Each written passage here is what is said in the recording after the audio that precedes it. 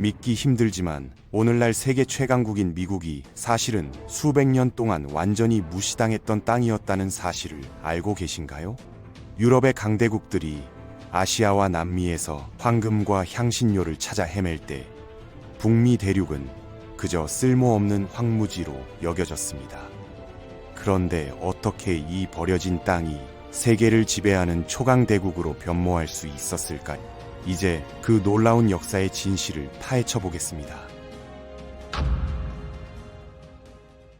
15세기 말 콜럼버스가 신대륙을 발견했을 때 그의 목표는 단 하나였어요. 바로 아시아로 가는 새로운 항로를 개척하는 것이었죠. 당시 제작된 지도를 보면 흥미로운 사실을 발견할 수 있는데 바이킹들이 어딘가에서 미지의 섬을 발견했다는 기록은 있었지만 그것이 거대한 대륙이라고 생각하는 사람은 아무도 없었습니다. 콜럼버스 역시 서쪽으로 계속 항해하면 결국 아시아에 도달할 것이라고 확신했어요. 하지만 현실은 달랐습니다. 콜럼버스가 도착한 곳은 카리브해의 작은 섬들이었고 그가 그토록 찾던 값비싼 향신료는 어디에도 없었어요. 그럼에도 불구하고 그는 여전히 자신이 인도 근처에 있다고 믿었고 그래서 원주민들을 인디언이라고 부르게 된 것입니다. 스페인 왕실에 돌아간 콜럼버스는 이렇게 보고했을 거예요. 폐하, 저는 방금 아시아 대륙에서 돌아왔습니다. 하지만 왕과 여왕의 반응은 차가웠죠. 그래서 향신료는 어디 있는가? 흥미롭게도 콜럼버스가 서인도 제도를 발견하기 몇 년 전에 포르투갈은 이미 아프리카를 돌아서 아시아로 가는 항로를 개척해 놓은 상태였어요. 이로 인해 스페인과 포르투갈 사이에 세계 분할 협정이 체결되었는데 지구 한가운데에 가상의 경계선을 그어서 동쪽은 포르투갈이 서쪽은 스페인이 차지하기로 한 것입니다. 문제는 아메리카 대륙에서도 정말 흥미로운 곳들, 즉 황금과 은이 풍부하고 인구가 많은 지역들이 모두 남미에 집중되어 있었다는 점이에요. 아즈텍과 잉카 제국이 있던 중남미 지역 말이죠. 반면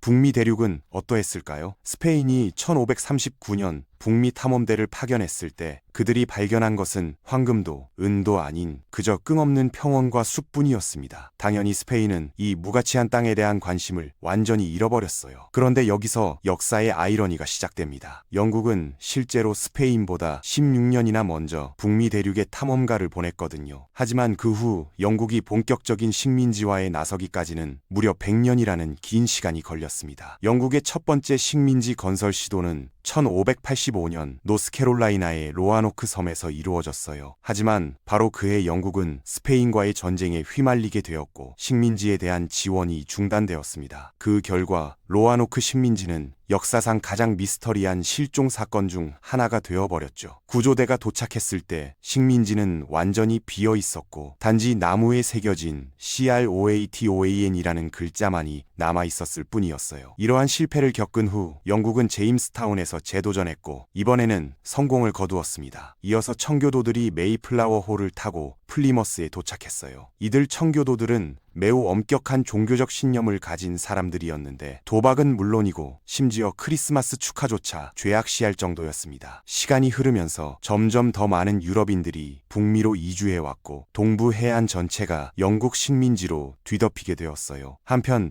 프랑스는 다른 전략을 택했습니다. 그들은 북미 중부의 광활한 지역, 즉 미시시피 강 유역 전체를 차지하려고 했던 것이죠. 1754년 드디어 북미에서 누가 진짜 주인인지를 결정할 시간이 왔습니다. 프렌치 인디언 전쟁이 시작된 것이에요. 이 전쟁의 양상은 매우 흥미로웠는데 누벨 프랑스의 인구는 고작 6만 명에 불과했기 때문에 프랑스는 아메리카 원주민 부족들과 동맹을 맺어야 했어요. 반면 영국 식민지의 인구는 이미 100만 명을 넘어서고 있었습니다. 하지만 결국 숫자의 힘이 승부를 갈랐어요. 영국이 승리했고 동시에 유럽에서 벌어진 7년 전쟁도 영국의 승리로 끝났습니다. 전쟁이 끝나자 북미 대륙의 지도가 완전히 새로 그려졌죠. 영국은 이제 북미에서 압도적인 지배권을 확립했지만 문제가 하나 있었어요. 바로 전쟁 비용이었습니다. 7년간 계속된 전쟁으로 영국의 국가 부채는 천문학적으로 늘어났고 이를 해결하기 위해 영국 정부는 식민지에 세금을 부과하기로 결정했어요. 영국 정부의 논리는 간단했습니다. 우리가 여러분을 위해 싸웠으니 그 비용을 여러분이 부담하는 것이 당연하다는 것이었죠. 하지만 식민지 주민들의 반응은 달랐어요. 우리를 위해서라고? 우리가 도움을 요청했나? 더욱 중요한 것은 우리는 영국 의회의 대표권도 없는데 어떻게 세금을 부과할 수 있느냐는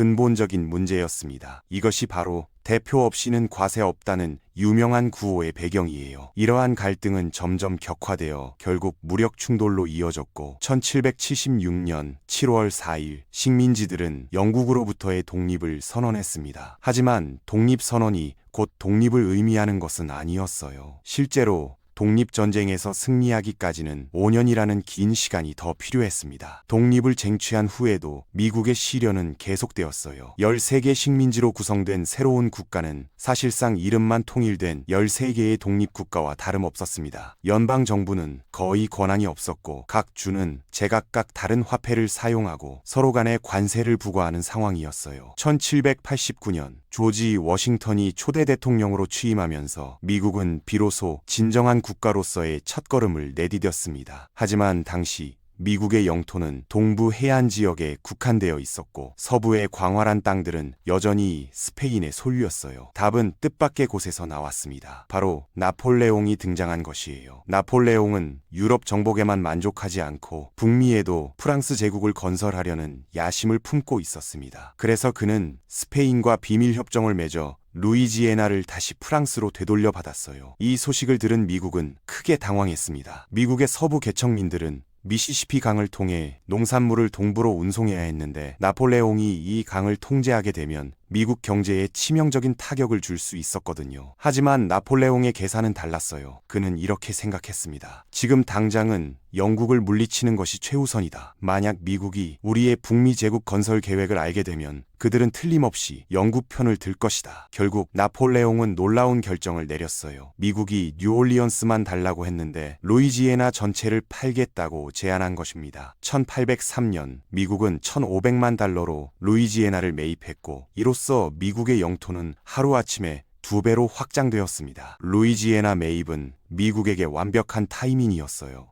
왜냐하면 미국의 인구가 20년마다 거의 2배씩 증가하고 있었거든요. 당시 미국 가정의 평균 자녀 수는 7명이었고 이 모든 사람들이 정착할 땅이 필요했습니다. 서부로 향하는 개척민들의 여정은 결코 쉽지 않았어요. 그들은 아메리카 원주민들과 마주쳤고 종종 갈등이 발생했습니다. 이러한 과정에서 수많은 비극이 일어났고 아메리카 원주민들은 점점 더 서쪽으로 밀려나게 되었어요. 1819년 미국은 스페인으로부터 플로리다를 매입했고 미국과 스페인령 멕시코 사이의 국경선이 확정되었습니다. 하지만 불과 2년 후 멕시코가 스페인으로부터 독립하면서 상황이 다시 바뀌었어요. 멕시코 정부는 북부 지역의 인구 밀도가 너무 낮아 통제가 어렵다는 문제를 안고 있었습니다. 그래서 그들은 미국인들을 텍사스에 정착시키는 정책을 펼쳤어요. 하지만 이 정책은 곧 멕시코에게 부메랑이 되어 돌아왔습니다. 텍사스로 이주한 미국인들의 수가 멕시코인보다 많아지면서 그들은 멕시코로부터 독립을 선언하고 텍사스 공화국을 세웠거든요. 당시 미국에서는 노예제를 둘러싼 갈등이 심화되고 있었어요. 북부주들은 노예제 확산을 반대했고 남부주들은 노예제가 경제의 핵심이라고 주장했습니다. 1845년 제임스 포크가 대통령으로 당선되면서 상황이 바뀌었어요. 포크는 명백한 팽창주의자였고 텍사스 합병을 강력히 추진했습니다. 텍사스가 미국에 합병되자 멕시코와의 국경 분쟁이 발생했고 이는 곧 전면전으로 확대되었어요. 멕시코 미국 전쟁의 결과는 압도적이었습니다. 미국은 멕시코시티까지 점령했고 전쟁에서 완전히 승리했어요. 1848년 과달루페 이달고 조약에 따라 미국은 멕시코에 1,500만 달러를 지불하고 캘리포니아, 네바다, 유타, 그리고 애리조나와 뉴멕시코의 일부를 획득했습니다. 이렇게 해서 불과 50년 만에 미국은 대서양에서 태평양까지 뻗어나가는 거대한 대륙 국가가 되었어요. 하지만 확장할 땅이 더 이상 없어지자 미국은 새로운 영토 확장 방법을 모색했습니다. 1848년 미국이 캘리포니아를 획득한 직후 놀라운 소식이 전해졌어요. 바로 캘리포니아에서 금이 발견된 것입니다. 이 소식은 전국으로 퍼져나갔고 수십만 명의 사람들이 캘리포니아로 몰려들었습니다. 이것이 바로 유명한 골드러시예요. 하지만 표면적인 번영 뒤에는 심각한 문제가 도사리고 있었어요. 바로 노예제 문제였습니다. 이러한 갈등은 1860년 에이브러햄 링컨이 대통령으로 당선되면서 절정에 달했어요. 남부주들은 링컨이 노예제를 폐지할 것이라고 확신했고 연방에서 탈퇴하여 독립국가인 남부연합을 결성했습니다. 1861년 남북전쟁이 시작되었어요. 남북전쟁은 미국 역사상 가장 참혹한 전쟁이었습니다. 약 62만 명이 목숨을 잃었고, 이는 미국이 참여한 다른 모든 전쟁의 사망자를 합친 것보다 많은 수치였어요. 하지만 이 전쟁의 결과로 노예제는 완전히 폐지되었고, 미국은 진정한 의미에서 자유와 평등의 나라로 거듭날 수 있었습니다. 1865년 4월 14일, 승리의 기쁨은 비극으로 바뀌었어요. 링컨 대통령이 포드 극장에서 연극을 관람하던 중 암살당한 것입니다. 존슨이 대통령직을 승계한 후 러시아와 흥미로운 거래가 성사되었어요. 미국은 720만 달러로 알래스카를 매입했습니다. 당시 많은 사람들이 이를 세워드의 어리석음이라고 비웃었지만 훗날 알래스카에서 발견된 석유와 금을 생각하면 이는 역사상 가장 성공적인 투자 중 하나였어요. 이제 미국에게 남은 것은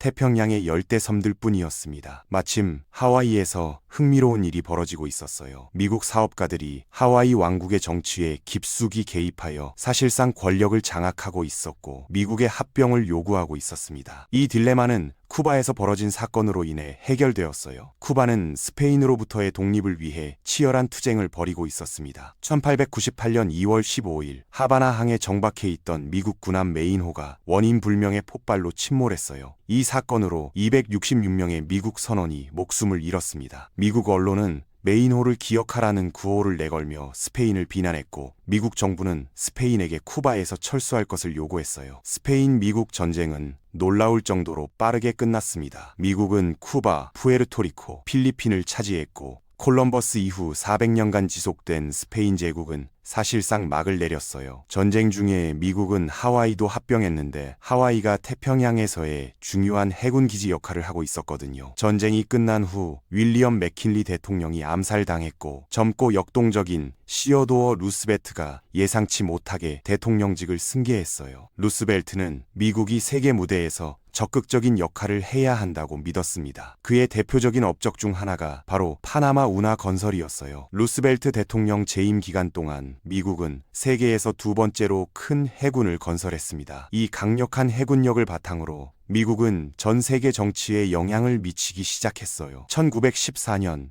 파나마 운하가 완공되면서 미국 해군은 대서양과 태평양을 빠르게 오갈 수 있게 되었고 이는 미국의 군사력 투사 능력을 크게 향상시켰습니다.